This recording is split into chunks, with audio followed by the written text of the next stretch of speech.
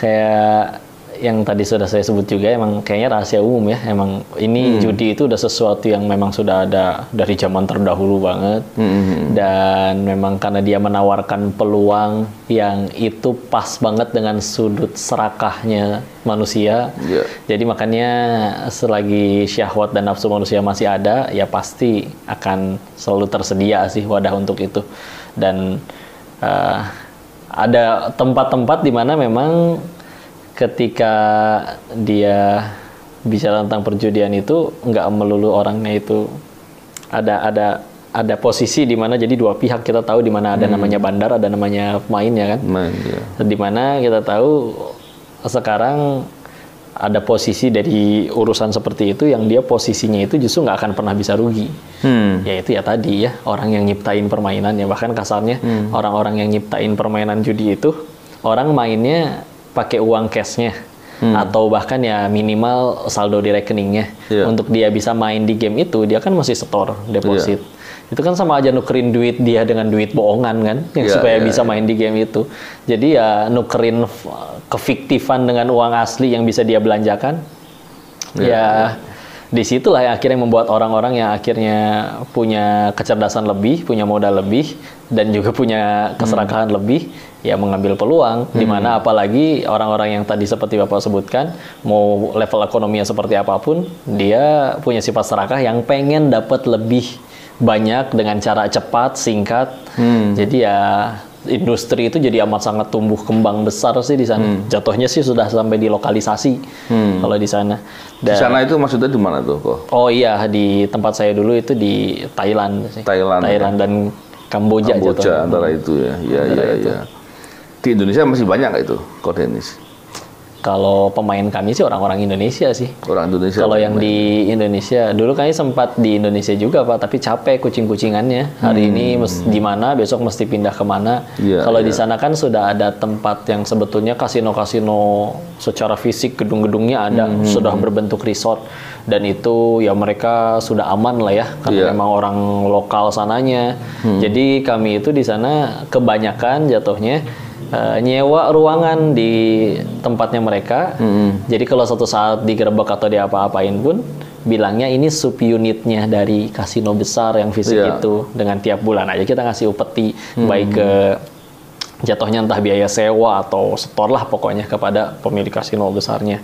Walaupun juga ada kepada ya seperti kita tahu yang oknum-oknum yang malah menerima dan malah jadi menjaga dan melindungi. Nah, kalau bicara pengen ditutup kan sebetulnya mudah sekali. Mestinya mudah ditutup ya. Tapi ya, kayak misalkan kalau misalkan online gitu ya, kita bicara kemampuan IT seseorang, kalau dia mampu untuk bikin negara itu ditutup untuk nggak bisa buka satu website tertentu kan sebetulnya juga mudah. Cina melakukan itu, mengembargo nggak bisa buka search engine yang lain kecuali hanya yang milik Cinanya saja. Nah itu aja bisa gitu kan sebetulnya. Cuman ya mungkin kuenya terlalu besar. Iya.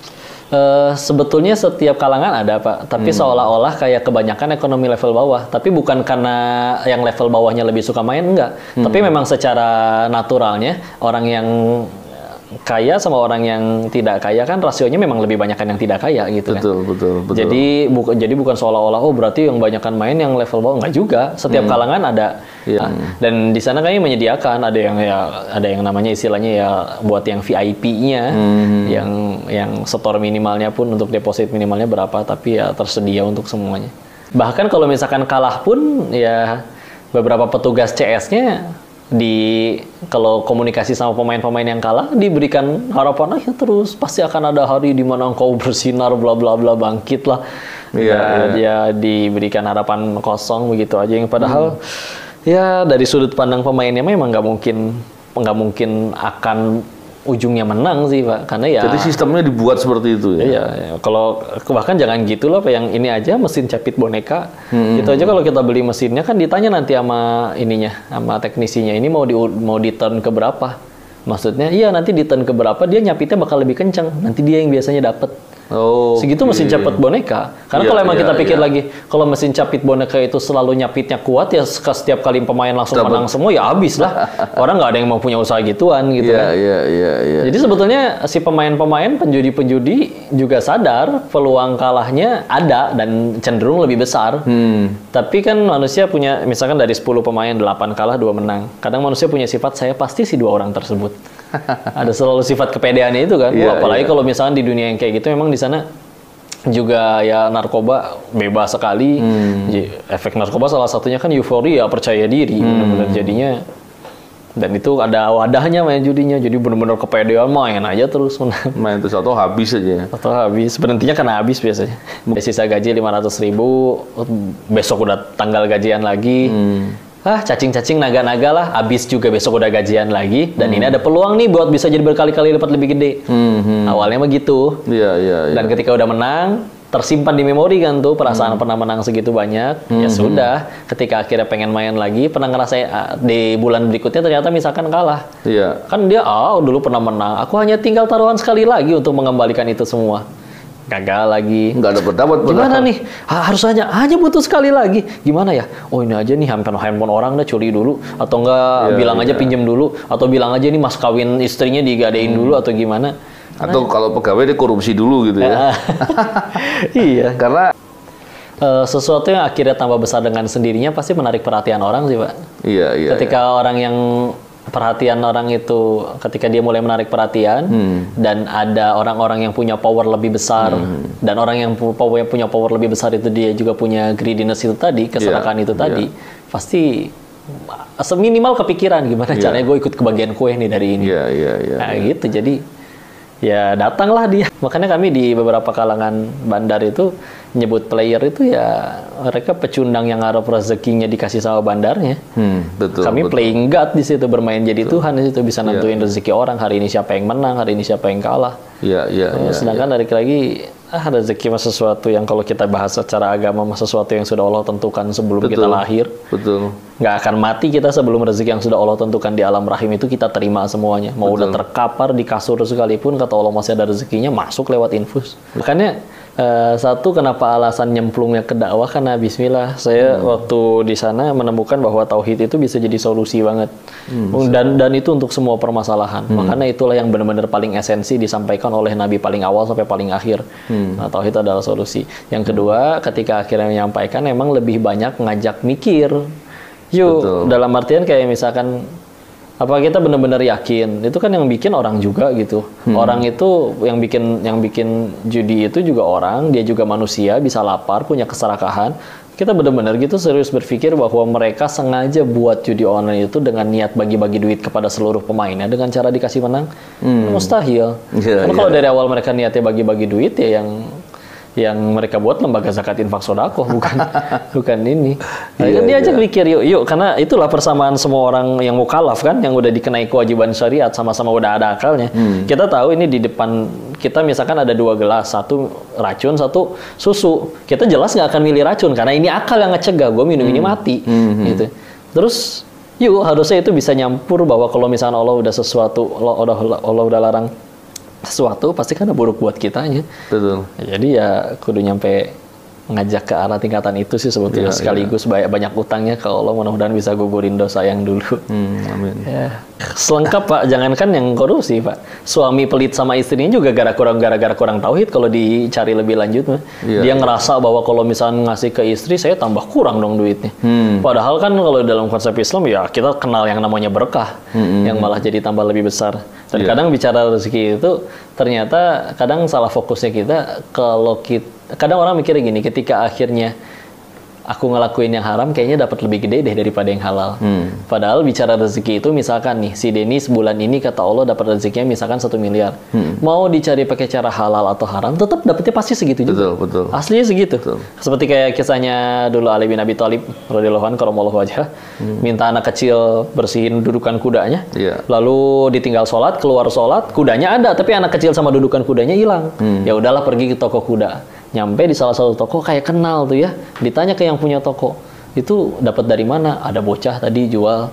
Punten Pak, bahasa kitanya ya, maaf Pak, dikasih berapa itu? Dikasih 1 dirham, kata Ali dalam hatinya. Demi Allah yang jiwaku berada dalam genggamannya, setelah beres sholat saya juga pengen ngasih 1 dirham ke anak itu. Si anaknya mikirnya, kalau saya curi dapatnya lebih gede dan lebih cepat kali ya. Tapi ternyata dapatnya segitu juga dan dapat dosa. Kalau dia milih sabar, dapatnya segitu juga nominalnya, tapi plus pahala. Penuh keberkahan tentunya. Jadi, ya. Dan ini saya senang sekali ketika ada Koh Denis yang banyak berbicara soal amar ma'ruf nahi munkar, soal dakwah. Kenapa? Karena kan sekarang ini, ya saya bukan mau menyalahkan anak-anak muda ya, tapi kecenderungan itu bicara instan, nggak mau ikut proses, nggak mau sabar, nggak mau susah. Padahal dari pengalaman saya paling tidak, saya juga sering bicara di forum-forum mahasiswa begitu. Dia selalu bilang bahwa ketika kita di masa setiap waktu itu kita belajar lah. Dan salah satu pembelajaran kita itu adalah belajar mendidik karakter. Kalau kita mengatakan membangun akhlak, gitu, menguatkan akhlak. Ketika kita bicara mendidik karakter, tidak ada karakter terbentuk dengan santai-santai, gitu, dengan tanpa kesusahan, tidak diberikan ujian, tidak mungkin. Gitu. Padahal di sekolah pun kita tahu kok bahwa tidak ada tuh namanya sekolah yang nggak ada ujiannya gitu. Bahkan kita nggak pernah tuh sekalipun ya anak sekolah ataupun mahasiswa yang berdoa, ya Allah, aku mau sungguh-sungguh sekolah, tapi ya Allah tolong jangan diberikan ujian. Nggak mungkin ya. Tapi dalam kehidupan doanya seperti itu gitu. Berikan aku, jauhkan dari segala ujian, segala kesulitan. Padahal kesulitan yang dimaksud itu adalah bagian dari pendidikan. Gimana tuh? Kok Dedis? Ya, karena ternyata saya ke sana datang dengan niat nyari kebahagiaan waktu itu Pak, karena ada kondisi di mana sempat ya usaha ya bangkrut dan lain-lain gitu ya. Jadi pengen kayaknya kalau saya punya uang bisa lebih bahagia deh. Kan, dan yang lebih berat kan bukan masalah kekurangan uang ya, tapi ngelihat orang yang disayang bersedihnya itu loh. Jadi akhirnya ketika udah di sana, jadi satu pertanyaan besar adalah ketika di sana ngelihat orang yang katanya memiliki hal-hal yang menurut orang itu adalah sumber kebahagiaan, baik itu jabatan, entah harta, entah popularitas. Tapi kami selalu ketemukan orang yang udah punya itu semua, tapi tetap nggak bahagia-bahagia juga, ya kan? Sehingga akhirnya saya nanya lagi, saya berarti dapat kebahagiaan ini dari mana? Waktu itu kesimpulannya 2. Satu, anak kecil. Anak kecil itu bisa lebih bahagia daripada kita. Padahal uang kita lebih banyak, padahal ilmu kita lebih tinggi daripada anak-anak. Alasannya jelas, balik lagi, di hati si anak kecil itu belum ada pesaing Allah di hatinya. Kita makin gede, gini ya rasanya punya duit enak, gininya rasanya punya jabatan enak, itu jadi pesaing Allah di hati kita, sehingga itu bahkan jadi penentu kebahagiaan kita. Percuma saya gaji 20 juta sebulan, yang saya baru bahagiain nanti kalau rumahnya segede gitu. Enggak, kenapa harus begitu? Dulu kita bisa bahagia tanpa itu semua. Kan kita lahir nggak langsung gede, kena orok dulu. Tapi saya nggak mungkin jadi anak kecil lagi. Yang kedua, ketika akhirnya orang yang lebih kaya, lebih berjabatan, lebih punya segalanya kok malah nggak bahagia, saya jadi nyari kan siapa yang bahagianya tanpa batas dan tanpa alasan. Akhirnya ketemu, ya cari aja orang-orang suci katanya, entah nabi kayak entah apa. Ya juga ya, ada orang-orang yang orang bilang soleh gitu, soleh asli, dia pahala lebih banyak, dosa lebih sedikit, dan bahkan terampuni, tapi ujian lebih parah, tapi tetap jadi manusia yang lebih baik daripada orang lain. Dan mereka enjoy ngejalanin itu. Kenapa mereka kayak begitu? Kita balik lagi, ya karena di hatinya ya ilahnya Allah, bukan lain-lain. Maka Islam ya yang menawarkan seperti itu ya. Akhirnya waktu itu dapat seperti itu. Dan memang ketika bicara tadi justru kepahitan itu mendidik, ya Nabi jadi manusia yang paling mulia akhlaknya, emang hidupnya enak-enakan aja. 4 wanita paling mulia di surganya Allah, Ibunda Khadijah, Ibunda Fatimah, Maryam, dan Asia. Emang hidupnya sebagai wanita sosialita yang hidupnya mewah segala? Enggak. Pahitnya luar biasa hidup mereka itu. Tapi jadi justru makanya ini dia ketika benarkan ada yang nyebut ini sabda Nabi atau juga pendapat menyebutkan ini sebetulnya ucapan dari Abdullah bin Mas'ud ya, yaitu hubbud dunya rasukhul khotiyah. Cinta kepada dunia itu adalah pangkal dari segala dosa.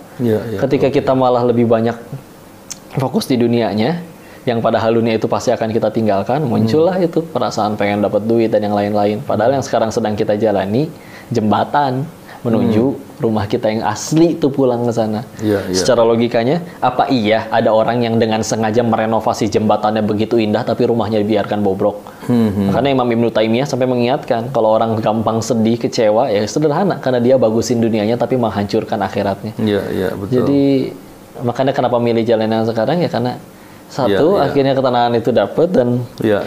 Ini solusi loh yang sudah ada dari awal manusia ciptakan itu untuk dari awal banget. Tinggal yuk mau berapa kali kita kecewa lagi, hancur oleh dunia lagi untuk baru kita mulai. Kenapa nggak ngejar pencipta dunianya sih daripada dunianya doang? Iya. Gitu. Mereka di ujung-ujung setelah beres dugem atau apa ngomong gitu, kita sampai kapan ya hidup kayak gini? Kayaknya enakan di rumah lagi, enakan tinggal di Indo lagi, dikelilingin anak cucu gitu, di rumah yang hangat sederhana. Saya mikir orang yang di Indonesia pada kumpul di ruang tengah kan nggak punya kamar lagi. Kalau dia ya mereka orang-orang yang uang nggak masalah Pak. Anak-anak kita nggak ada bete, dia minta duit jajan paling pergi ke warung. Anak-anak mereka bete ambil handphone, pesan tiket ke Singapura Pak, jalan-jalan, beli baju di sana, nggak bawa baju, beli baju di sana, beli koper di sana. Pulang sekalinya kumpul sama orang tuanya juga, anak orang tuanya kapan ya ketemu anak di rumah, saking gede rumahnya juga nggak ketemu sama anaknya. Dan kelihatan banget ketika akhirnya kadang mereka banggain anaknya yang kuliah di Jerman, yang di mana dibangga-banggakan seperti itu. Tapi ketika akhirnya ngelihat ada ibu-ibu di pinggir jalan yang disuapin sama anaknya, dijemput, diboncengin naik sepeda, mupeng Pak, kelihatan, ngiri banget gitu, ngiri banget. Dan ada kawannya Papi ya, dia ditemukan ngobrol Papi sama saudara-saudaranya. Ada teman mereka yang dulu kaya, paling kaya di antara semuanya. Begitu ditanya kabarnya di mana, cicinya Papi itu jawab, udah meninggal katanya. Meninggal di mana? Hampir busuk 7 hari di kontrakan bobrok pinggir jalan. Kok begitu? Bukannya anak-anaknya kayak semua? Betul, anak-anaknya kaya. Tapi dulu ada justru anak-anaknya yang naruh bapaknya di situ. Kok bisa? Karena dulu ada satu ajaran yang diajarin si ayahnya kepada anak-anaknya. Nah, kalau kenal sama orang gak jadi duit, gak usah kenal sama orang kayak gitu. Jadi ayahnya sendiri yang ngajarin. Nancep di hati anak-anak ya Pak. Ketika suatu saat bapaknya udah nggak bisa ngasih duit, warisan udah cair semua, nggak ada yang mau ngurus bapaknya, udah nggak jadi duit. Tapi gimana, kasihan ya udah sewain kontrakan 700.000 pinggiran kota, pembantu ngejenguk seminggu sekali. Giliran ada giliran ngejenguk ya, salah satunya pas lagi udah nyaris busuk 7 hari. Dan yang ngebunuh si bapak itu kan bukan sakit dan tuanya Pak, tapi perasaan dibuang oleh anak yang dulu dibangga-banggakan. Karena kadang ketika ada bilang orang berkata, kan mereka yang di sana juga mikir Pak, tuh berarti buat apa ya saya nyari uang banyak-banyak, anak saya tetap bejat kayak gitu juga. Dan akhirnya saya survei yang akhirnya jadi final banget untuk mutusin pulang, sebelum akhirnya juga ngedenger nonton ceramah Agim di kasino ya.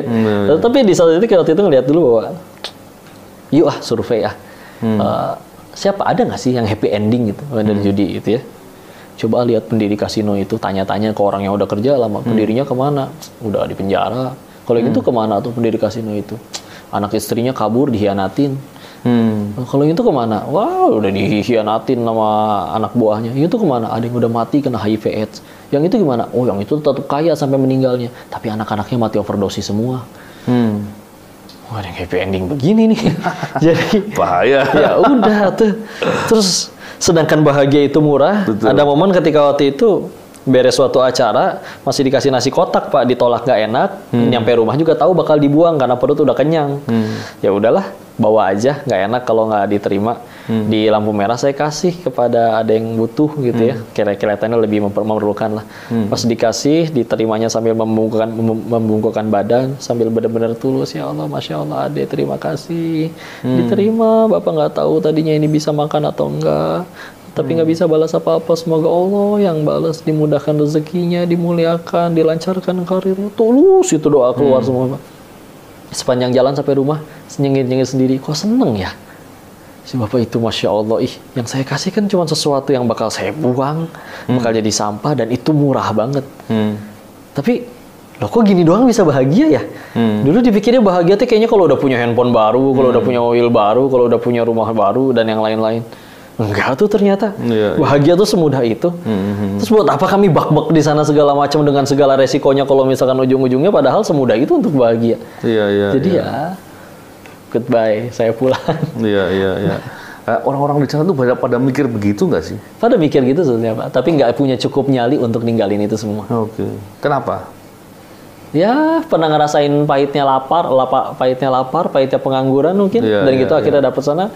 Bahkan karena memang beberapa pekerja yang kami hire di sana itu lulusan SD Pak.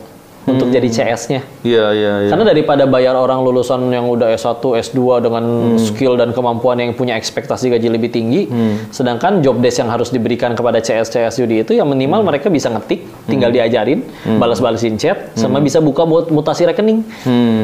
Ada transferan masuk nggak buat deposit? Iya. Dan itu kan anak SD doang bisa dong, yang lulusan SD. Daripada lu di Indonesia nggak kerja apa-apa, gua gajinya 3,5 juta, kerjanya di luar negeri lagi. Iya. Jadi ya, dan mereka yang tadinya belum siap bekal, orang-orang yang maaf ya, nggak semua yang nggak lulus SD itu karena masalah ekonomi kan, tapi karena memang dia nggak punya mental fighting untuk pengen belajar atau untuk mengembangkan diri jadi baik, dapat dengan kehidupan yang seperti itu, makin ngaco mentalnya, makin udah biasa terima duit gampang. Terus gue harus pulang lagi ke Indonesia nyuciin piring orang dengan digaji 500.000 sebulan gitu, mana mau. Di dalam Islam itu kekuasaan itu alat sebetulnya, Pak. Makanya ketika dianjurkan di dalam Islam tuh alamat Imam Imam Iyad ya. Saya lupa namanya. Ya, beliau menyebutkan kalau misalkan saya cuma punya satu doa lagi, tapi doa ini pasti mustajab dikabul. Saya pasti doain pemimpin saya. Karena kalau pemimpinnya baik, maka pasti baik juga semuanya. Makanya berharap, karena sayanya bukan pemimpin, dan ya udah yang bisa disampaikan, saya menemukan kata saya mah, Islam datang sebagai solusi. Tauhid itu solusi bagi semua permasalahan. Makanya yang disampaikan, walaupun kadang yang ditanya, yang lagi banyak diundang kemana-mana juga banyak tanya tentang judi-judinya dulu, tapi selalu diselipkan, ya yuk balik lagi kepada Allahnya gitu. Betul. Karena suka nggak suka juga kita bakal balik lagi ke Allahnya juga. Jadi pengen datang dengan sukarela atau dengan diseret jadinya bangunnya. Ya udah, jadi menurut saya itu salah satu solusi ya, karena kalau bicara masalah teknis, menurut saya teknis, Pak. Kalau cuma bicara ini peraturannya dibeginiin, ini diginiin, ya orang-orang yang di dalamnya kalau tidak bertauhid juga, oleng-oleng juga peraturannya. Ya jadi ya ngudain jalan yang dulu dilakuin oleh para nabi dan orang-orang terdahulu aja lah. Mudah-mudahan dakwah ini jadi kebaikan. Ya, insya Allah luar biasa.